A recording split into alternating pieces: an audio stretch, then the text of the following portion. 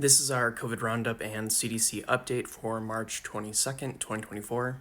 As of last week, we are now down 21% in new hospital admissions due to COVID, and we have no change in deaths from COVID since last week. Putting this into context, we're now in 5 straight weeks of hospitalization decreases due to COVID, and 6 out of the last 8 weeks have had death decreases from COVID. However, the past 2 weeks have held constant.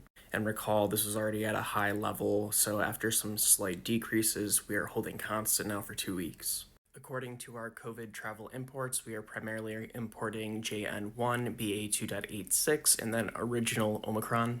But looking to our most updated variant tracking from Raj, JN1 has dropped to 40% of all variants in proportion, with many of its sublineages popping up. For the subvariants above 1%, there are now 9 JN1 specific subvariants. And then there's XDP, which we previously noted, which is a recombinant lineage of JN1, where it's in essence a fusion of JN 1.4 and XBB 1.9.1. And then we have 2 new ones that popped up, KP2 and KQ1. Both of these are JN1 subvariants. They've just been given a new classification.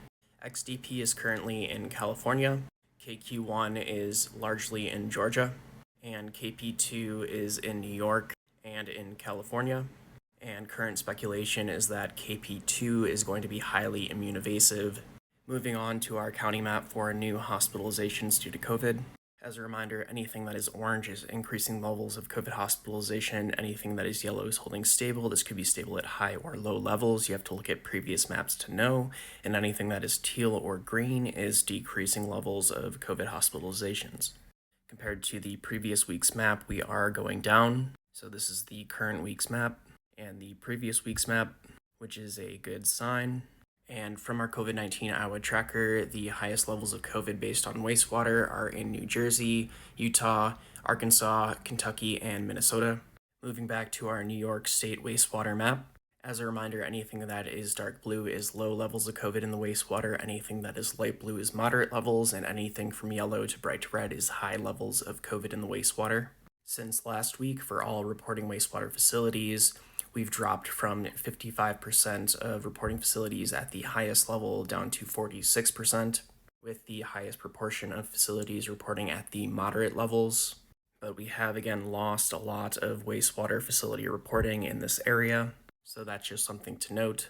It appears that we've had a precipitous drop, but we are stabilizing. I believe that we've just hit our relative low for the year and that it will stabilize until we go back up for the summer.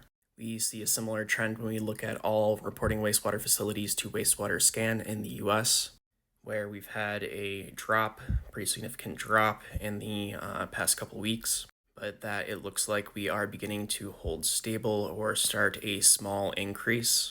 So I believe we've hit our relative low for the year and that this is as good as it's going to get right now.